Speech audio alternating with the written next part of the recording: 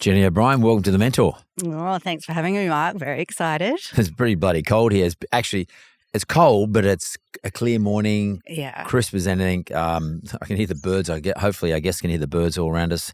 We're in one of those beautiful, chilled out, relaxing places that I've ever been, and we're here right now in Seppeltsfield in South Australia. Actually, I went for a drive around this morning, and I just couldn't believe it's. I feel like I've been taken back in time. Like there's beautiful old homes everywhere. I saw sheep everywhere. Like it's not something we normally see in the city. Yeah. And my brain got a bit of a reset just by looking around.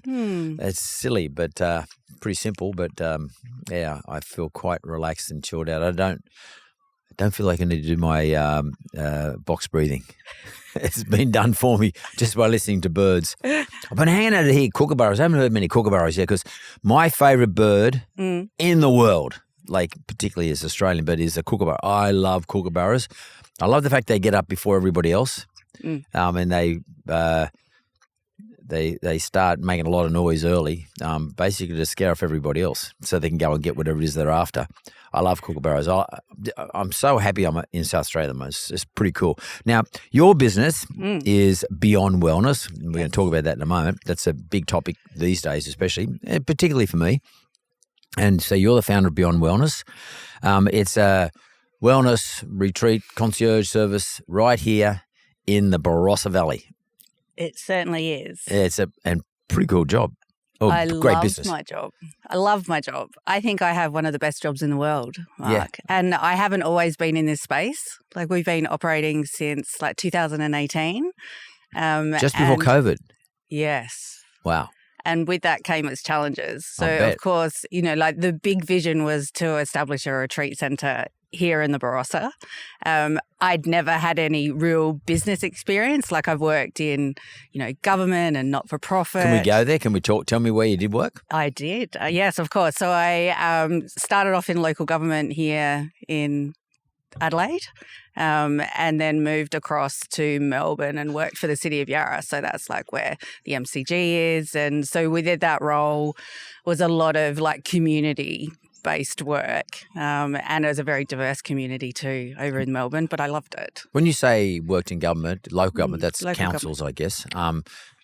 What you mean by that is in an administrative capacity? No, admin? I actually started off in sport and recreation sector.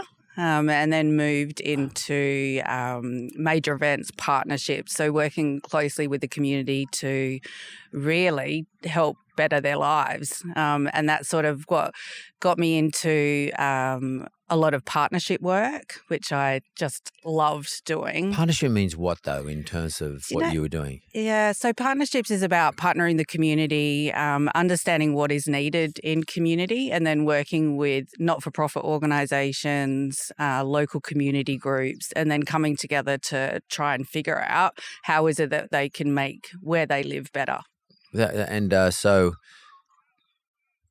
you have to have a fairly strong understanding of the wish list of the community. Correct. But equally, you have to sort of have a bit of an understanding of what it is that people need just instinctively. Like their wish list, a lot of times it's what you don't know, what they don't know. So they may have a wish list. They might say, I feel like croissants and donuts every day. But to some extent, you have to be a little bit more forceful or purposeful in what it is that they need. Sometimes we need to tell the community or members of the community what it is they need without sort of being shoving it down their throat. Yeah. And I think, like for a community like Melbourne and like the inner city part, there is such diversity in terms of those that have and those that have not. Yeah. And so how is it that you can come together to figure out, well, how is it that you can create equity or, that discernment of giving people the life that they want to live? Like for me, and it's sort of been a theme throughout my whole life, is meeting people where they are, genuinely coming in to listen. And then from there going, okay, so how is it that we can partner to figure out a way forward? And you don't always get it right. And you don't always give people exactly what they want either. So that's interesting. So you use the word equity. Equity is an interesting word. And if somebody thinks that they want something that someone else has got, a lot of times, unless they've been exposed to the thing that they think will give them equity, it's not always as good as it sounds or seems. Most times it's you've got to be careful what you wish for. How is it that, how did you sort of make that discernment and sort of say, okay, I know what you're after as a community, but I don't know if that's sort of something you're really going to embellish or love once you get exposed to it. I mean, how do you do that? Like, because you're sort of like godlike, nearly. Like it's a pretty heavy responsibility to make sure that you bring equity to communities. Yeah, that's a big responsibility, particularly when a community doesn't really even know what they want because they haven't been exposed to it. Well, yeah, and I think but sometimes you get to see how other people are living, or there's opportunity, or you're wanting something more. And I think through when there's challenge, and with challenge and adversity can come innovation and change.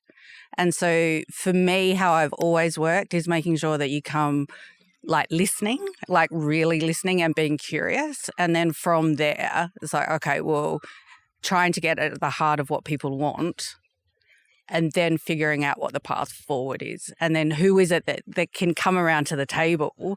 I did an amazing creating shared value program in Boston. And that was all around, trying to solve really hard things. But then how is it that community come together, government and business, where they all play a part to solve really big challenges? And that's how I've always driven everything that I do. Sometimes it comes at a bit of a detriment, I think. It sounds like a lot of deep thinking. Yeah. A lot of deep thinking, a lot of deep searching. What toll does that take on someone? I think I can definitely speak from experience. I moved from working in government to working in a corporate setting, and I was working across Melbourne and Sydney.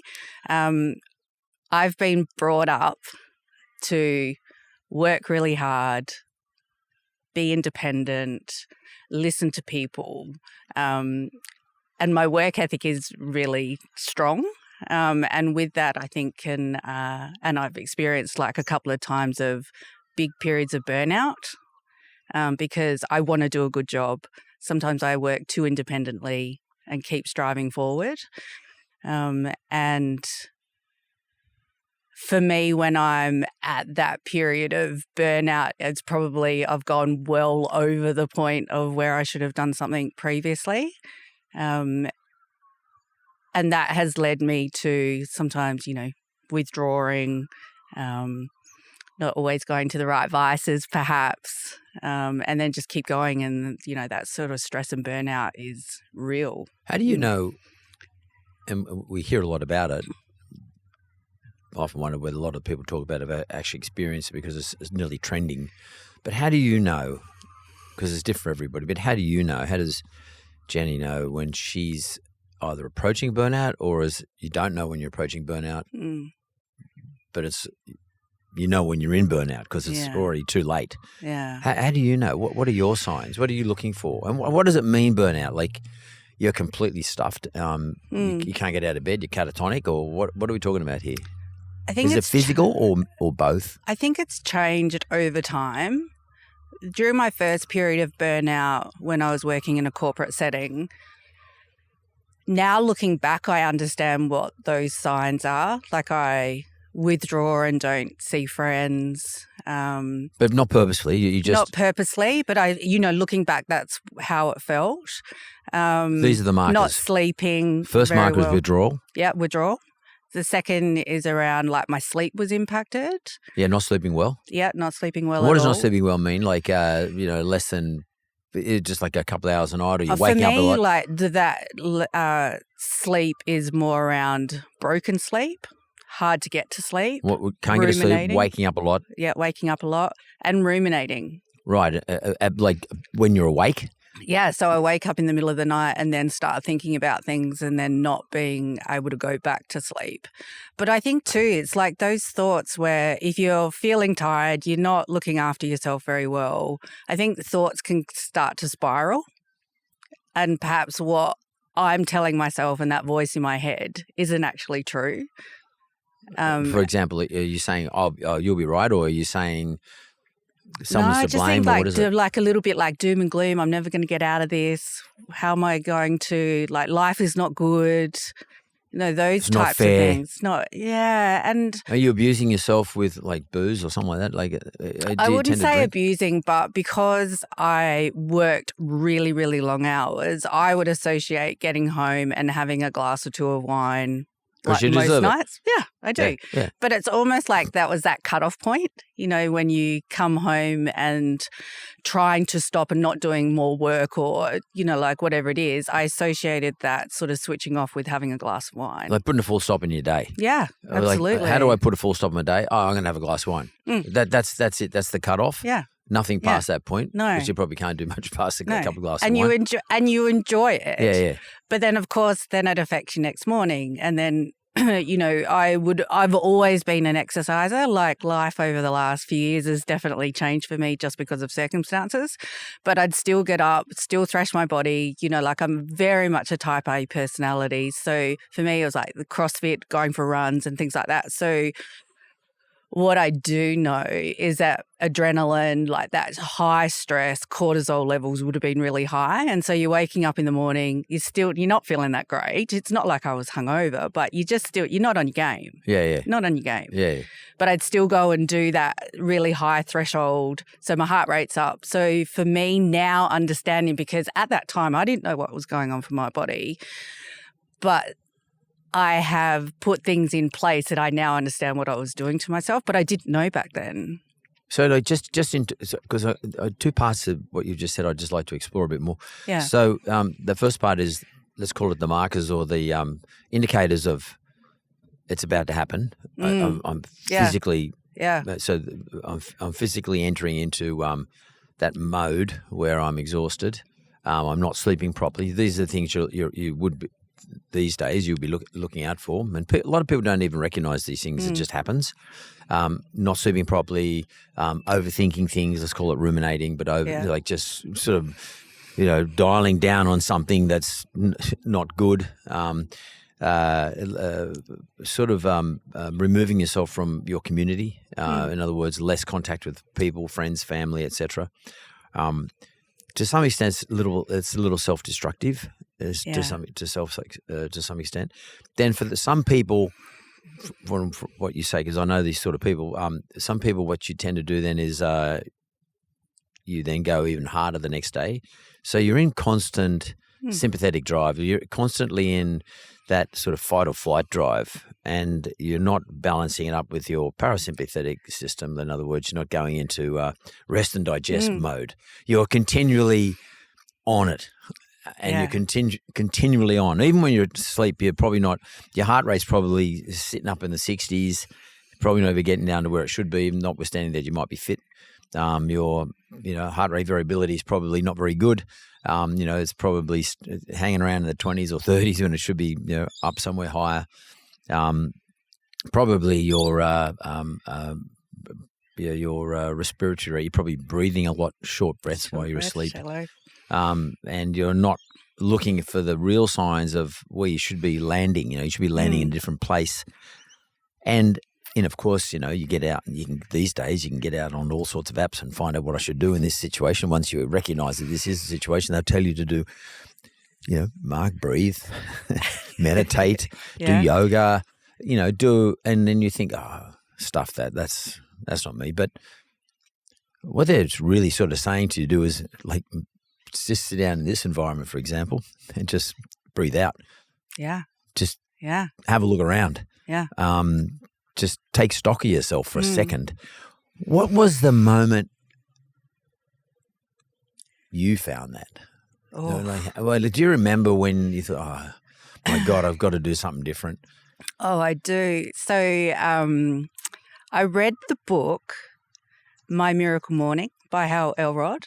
But why did you read that book? What encouraged you to read the book? Or I who? think I started listening to podcasts, to be honest, like back, we're talking 10, 12 years or so ago. There weren't many around in those days. No, there wasn't. And I heard about the book, My Miracle Morning, and it was all about setting up your day. And I've always been a morning person, and I've always been into looking after myself, but probably not understanding now what I know. And so the Miracle Morning was about getting up, doing some practice of gratefulness, practicing gratitude, doing some journaling, doing a little bit of meditation. And then that started me on this journey. So I just tried it. I didn't like it at all, but I started to feel a little bit of benefit. And then I started researching about, the benefits in your body. That's where it all started.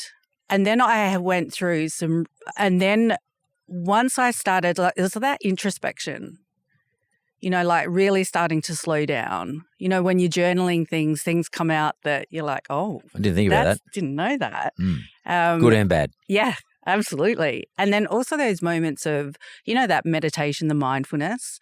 I remember starting it and I was like, this is crazy. I do not like meditation or mindfulness at all, but I persisted with it.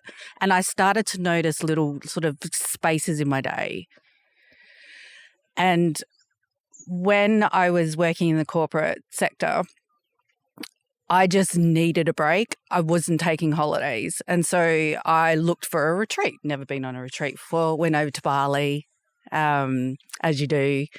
But I went to this Ayurvedic retreat.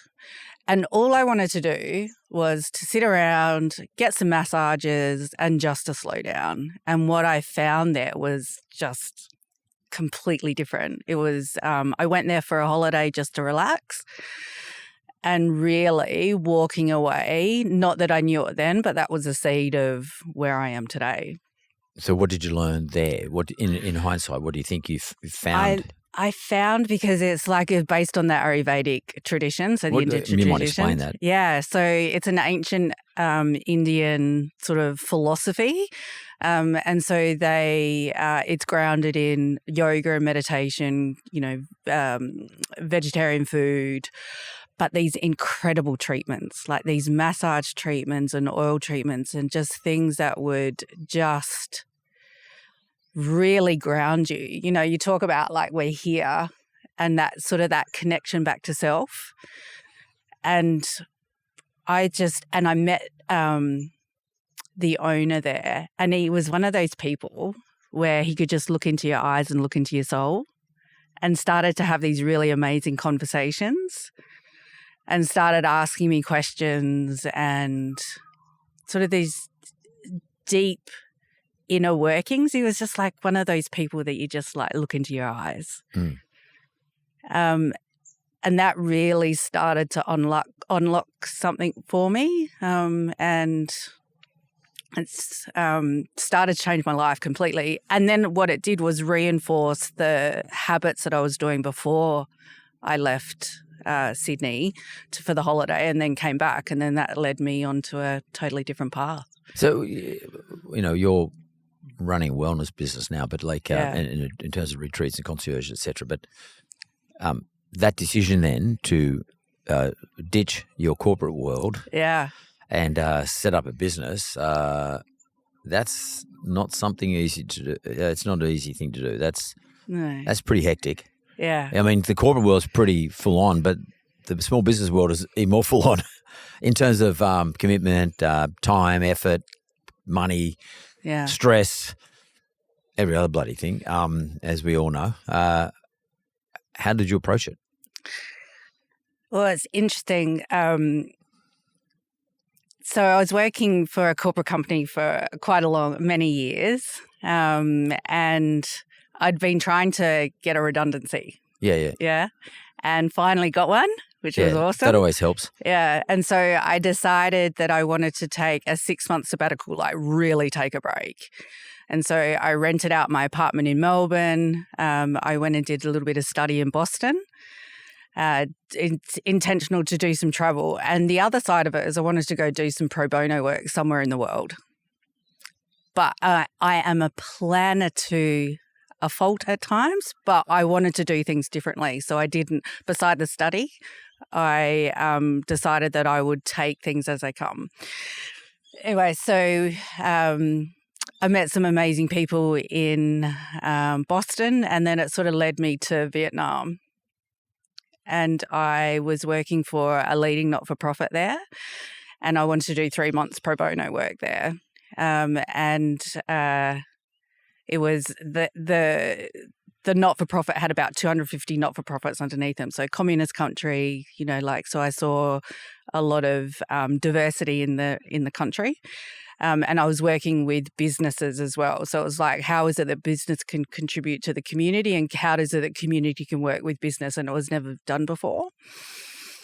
And partway through, the board then offered me a role to start up a new division there. And so that's where I was working. And around the same time, towards the end of my stay there, my sister got reported missing, and she was... Wow. Yeah, she was living That's on... heavy. Yeah. Where, reported missing where? She was in South Australia, in Adelaide. Oh, missing in Australia? Yeah, and she had over the time some challenges with addiction. And so there was a point where, she was living on the streets. And it was taking its toll on my parents and my family. I bet. Yeah. And so I decided then to resign from my role in Vietnam, which is how I landed here in the Barossa. And and your sister today? Yeah, she's doing well. She's fine. Okay. Yeah, yeah. But those family moment changes can be quite significant. How's that affected, why you decided to go into business? I mean, is there an overall effect from that? Yeah, well, do you know what I did? So I had already planned to go do 2 retreats in Bali. So I was going back to where I went But take Australians there? Pardon? Take Australians there for a 2 No. I was... Oh, you're going to do one for yourself? Back here. And so I went back to the first retreat I went to, in a silent retreat. And at that point, when I'd come back, I was, I'd found my sister, and that she was looking to, make changes in her life. And so, and really at that point, I didn't know whether that change was going to be sustainable. So I went back to Bali. I had no idea what I was going to do. Was I going to go back to Melbourne, go back to my corporate life, or do I stay here in the Barossa? And so I took a sketch pad. No idea what I was going to do. I love mind mapping and sort of when I'm at crossroads. And so I started at the silent retreat, and I came up with my business. Never had I thought about owning my own business, but I knew, particularly after everything I'd been through, the wellbeing practices, and then I was helping my sister a lot of things, I thought, I'm going to do this, because I'm a strong believer that you can do, small, simple things in your life, as long as it's with consistency, that can help you be your best. And that's the premise of the business. And so I came back at that time because I was still helping my sister. I was living back with my parents. I was 44 That's at the time. Fun. 44, 45 at the time. And so at the same time of helping my sister, I was set up in the spare room, had, posters and everything yesterday, and I was sketching out the business. And that's where it started. So, yeah. So what would you say at the time was your biggest challenge?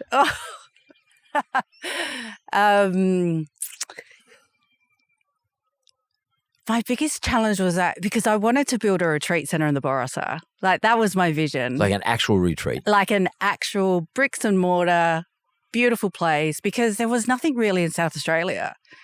And it's such an opportunity. And I believe in this space so much.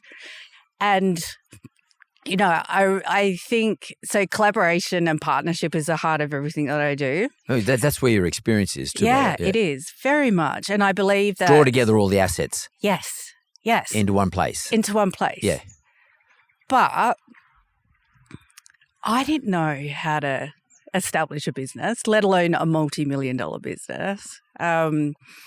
And so for me, then I'm just like, so I go and find as many people as I can, talk to people, and just try and figure it out. So that was... So that's an interesting thing, that collaboration piece, because obviously to set up your own retreat. That's expensive. Maybe that's a dream for the future because it's capital intense.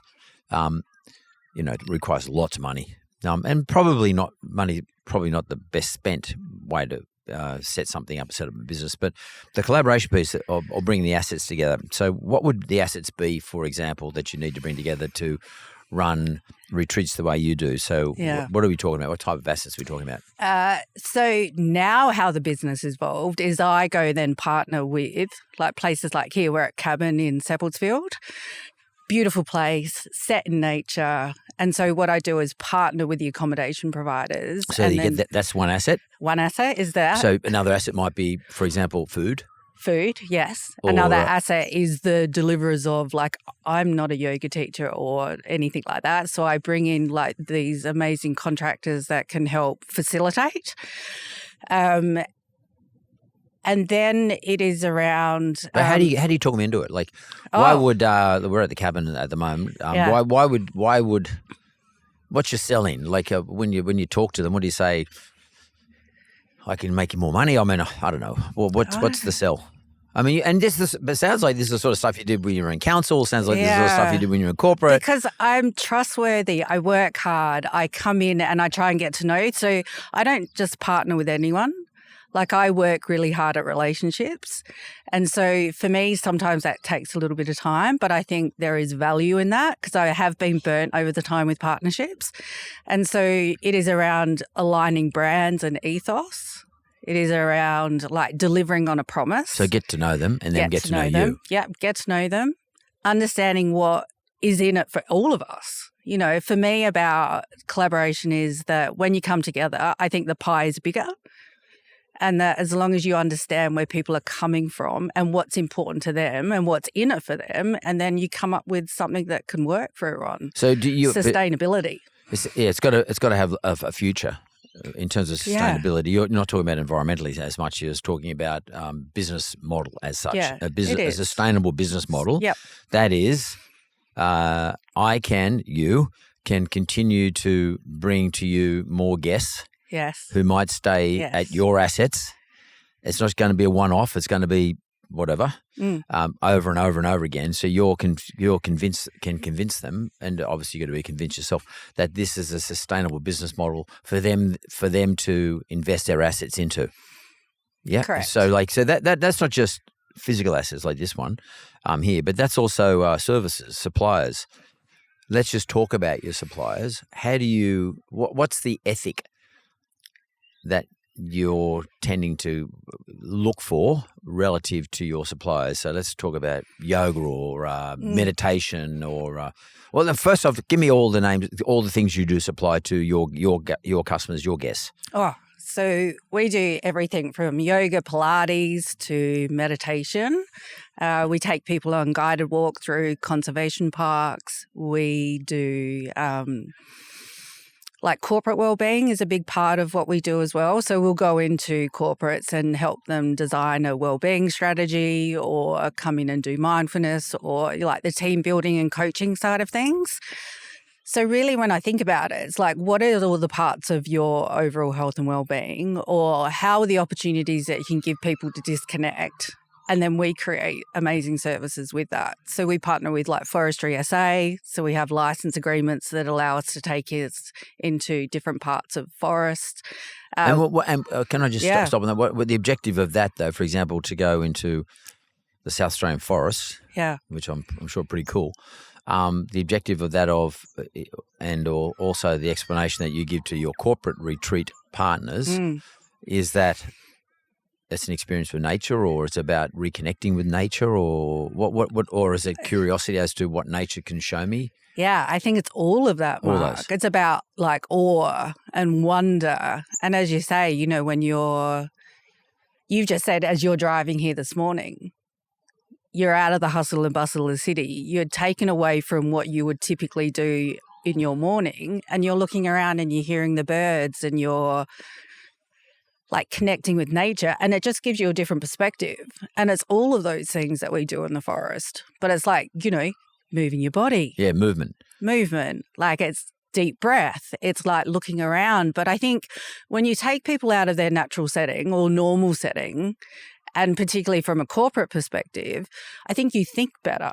It allows you to slow down, and then you can start to be more creative. You can connect with the people that are around you. And when you do that frequently, it allows you to be better. It allows you to be better as a person. You feel better. You like all of those things. I think we live in a world now where everything is just go, go, go, go, go. And I think that has its place. But I also think that I always say like we're the yin to the Barossa's yang in this setting. It's like, how is it that you can give yourself those opportunities just to slow down and connect? And with that, I think you're better at home, you're better in relationships, you're better at work, better performance, all of those things. And you've got more to talk about too. I mean, I actually think that these environments really are unbelievably disarming. So they disarm you, and I don't mean that in a bad way. I mean, actually, for me, put you back more in a natural state, because the office environment or the home office environment, which is mostly telephone-based and screen-based, they build barriers to proper connection. Like you tend not to talk to people, or definitely if you're working from home, you don't even see anybody. While it's really handy and convenient, and you can go pick your kids up or whatever, you can take your dog for a walk, whatever the case may be. It's also quite isolating, and I can see the sense of what you're talking about. Getting everyone out together, walking through the bush, especially the Australian bush. I love the Australian bush. Walking through the bush, and with the consent of the Forestry Commission or whatever they call themselves here, and talking and just sort of all looking and enjoying the same things. No phones. Yeah, and I get it. I actually get it, and I think that's brilliant. So when you bring them though back to one of your assets, well, not your asset, but the asset you're collaborated with, for example, here. Yeah. What's the next thing? What are you trying to get them to experience outside of the bushwalk, outside of the activity, physical activity? What's next? Well, I mean, a lot of the things we do is around organising multi-day retreats, and it's just so interesting to see people. So when they arrive, their shoulders are up like this, they're looking for stuff to do. Where's my phone? They look at the program and they'll go, okay, so I've got a gap here for an hour and a half. That means I could go for a walk. I can go into, the main street. I can do this and do that. But we're purposeful in terms of that downtime. And it's interesting, you watch people and then the next morning they slowly start to sort of let go a little bit, like let go of the group. And then we're very deliberate in terms of the types of things that we do. So it's always amazing food. And what's amazing food to you now? Oh, I just think, good food that is pretty clean, but it's, quite often, Mark, we'll have people that they'll tell us at the end of their retreat stay that they've stashed things like, chocolate and some chips and things like that. Because I bought a pair with me from my place. They're definitely not stashing it's in my those pocket. things. I've kept it in my pocket the whole time. It's keeping my hand warm, actually. Because I think, sometimes I think people think about, healthy food is we're going to feed them carrot sticks and celery. It's not that at all. It's about good, nourishing, wholesome food that tastes good, that digests really well. Because I don't think you don't need to have the green juices and all of those things to be healthy. It's about what is that nourishes your body. And then we do some, take people on walks, do some yoga. We run workshops, things around on stress management or, how to breathe or any of those types of things around purpose. Does it sound ridiculous, how to breathe? I mean, I took some of my staff from Sydney up to I'm lucky I got a farm and I got a retreat there, and I brought in a breathwork guy. Yeah. And I had my senior leadership team. There was 8 of us, including myself. I did the same thing. I did it with them, and we did breath work, and it's an hour of it, and none of them have ever done before, and it's quite revealing. What breath work does. Quite revealing, including to myself and the different responses, but just the experience for everybody was quite important, I think, and also doing it together and looking each other in the eye. a few times we stop and you stand up and you look each other in the eye and you say something that you just felt to that person about yourself to that person. Yeah. And confronting a bit, but at the same time, very honest. Yeah. It's about being honest to yourself. Well, it's liberating. And that's what I find too. If you're open to it. If you're open to it. Yeah. But that's another thing about the things we do. Always like meeting people where they are. Yeah. You know, sometimes it can be Accepting that. them. Yeah. And it's like a seed can be planted. Because I remember the first retreat I went on, I didn't understand the impact that it was going to have on me long term. And I think when people start to relax and let down their guard, it allows that vulnerability. And I think there's courage in that. Without sort of courage, you can't be vulnerable and letting down. And I think everyone's the same. You know, when you take people out of their environment or the corporate setting, you're in different clothes, you're doing different things. And when you have those moments that you can connect, I think everyone goes through their challenges. Yeah. Everyone has hard things that go on, but we're not always in a safe environment that allows people to be honest. But when you can understand that the person in front of you is going through some pretty hard times as well, you have that connection. And I think with that is where change can happen. I don't think it's possible for your customer, your guest, however you call them, I guess, but to actually experience the things you're talking about, unless you know through your own experience, through your own experience exactly what they could be going through. Everyone's got a specific thing, but you know what the outcomes are. You've been through it yourself. Yeah. And, you know, you've got to set up this business to deliver perhaps some solutions, or at least some precursors to solutions. Obviously, everyone's going to make their own solutions at the end of the day. But, you know, like I think it's really important that when you go down this track, if you're a corporate and you want to retreat, or if you're just a husband and wife, you want to retreat yourself on your own, or you want to do it with your family, or you wanted to mark a celebration or an anniversary or something, these they're not just getaways. These opportunities to be introspective in relation to yourself might be a bit challenging sometimes, but probably the people who find it challenging are the people who really need the challenge. And probably actually deal with the challenge the best. Yeah. Because a lot of people, because they don't want to challenge the reasons, because they're so damn driven that they think that the only thing that matters is the thing that they're doing at the moment. I'm one of those people. I'm like that. Because I think, well, that's the only thing that matters in the world, what I'm doing right now. I don't give a stuff about anything else. Get out of my way, because I'm just driving for one outcome. And I know that's when you can become quite vulnerable to yourself. That's sort of when the problems start to occur, and all those things start to happen, like you just said. Isolation, not sleeping well, lacking mindfulness in relation to what you're doing. You don't even know how to enjoy a cup of coffee in the morning. The first thing you do is you throw the coffee down because you need to hit caffeine. You're not actually smelling it, tasting it, feeling it, etc. You're not even sitting down for 3. I don't even have 3 minutes to sit down to have a cup of coffee. That's all bullshit. Of course you got 3 minutes. In fact, you not only deserve 3 minutes, it's mandatory you take the 3 minutes. Oh my gosh. I couldn't agree more. So last year, like over the last probably 12 to 18 months, I've had some really hard times, Mark.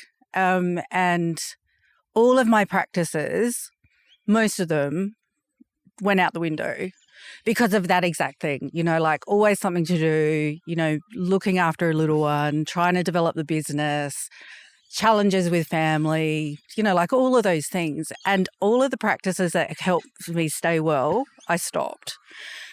And, the question that you asked me earlier around, burnout, last year and like over the last 12 months, like that was a different feeling of burnout. And it was through me actually being vulnerable. I've never really been good at asking for help, like in terms of like great for partnerships, great for connection, all those types of things. But for what I really needed, being vulnerable, I found that really difficult. And it was through having some really amazing friends that sort of started to pick up on that and started to notice a difference in me. and then actually saying, well, actually, I don't feel okay. And through that, I started picking up my practices again, because I would get up, Mark, I'm an early riser. I'm generally up by about 4:30, and I would get up and go straight to work, sit at my desk and work, and then work all through the day, go into the night. And that's not good. Like I know now that my output isn't great. My thinking isn't clear. It can't be. It can't. But at the time I think that that's how you strive and get ahead. And then I started back to my practices, getting up. I do a cold plunge in the morning. I will do some meditation, do some journaling, and just really reconnecting back to myself. And gosh, I'm so much better. I'm a better mum. I'm a better business person. I'm more creative and all those things. But it's so easy, I think, when you're at that hustle, bustle, go, go, go, that you don't realize that you're in that point. But when you start to do these things that are good for me, because my morning routine or my things that are good for me might be very different to you or anyone listening, but you have to find what works for you. And I'm a really big believer in that. So what's interesting about that is many years ago I wrote a book called What It Takes, and in one of the chapters I talk about taking a step back from your life and getting out of the wrestling in the mud and just have a look at what you're doing. Literally have an objective step back from yourself and have a look at yourself. Yeah. Just take a moment.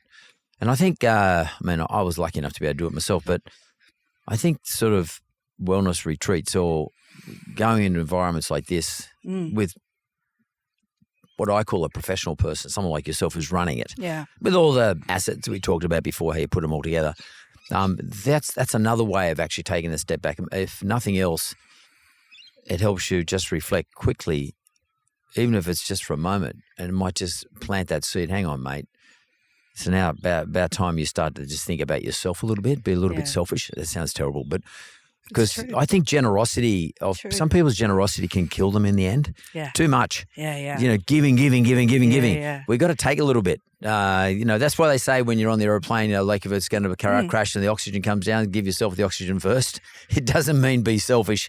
It means because unless you've got the oxygen first, you can't help anybody. Agree. If that's your nature, give, generous. If that's your nature, and also, work your ass off, work really hard all the time, then you've got to be a little bit selfish sometimes. And I think retreats is a bloody great way of doing it, particularly here in where we are in the Barossa Valley. I just think that what you're doing at Beyond Wellness is a great thing, and it's also quite therapeutic for yourself too, because you're in a constant reminder of what you should be doing for yourself. It is very much so, and I think too, and I'm not very good at I wouldn't say this in our marketing and sales, because it is extraordinary. The change that I see in people from when they first arrive to when they leave, and that can be just for 2 nights, is amazing. You just see people's shoulders drop, they're slowing down. The conversations that you have, that's probably one of my most favorite things about hosting retreats, is the really deep conversations that you have with people, and you just get to know them so much more.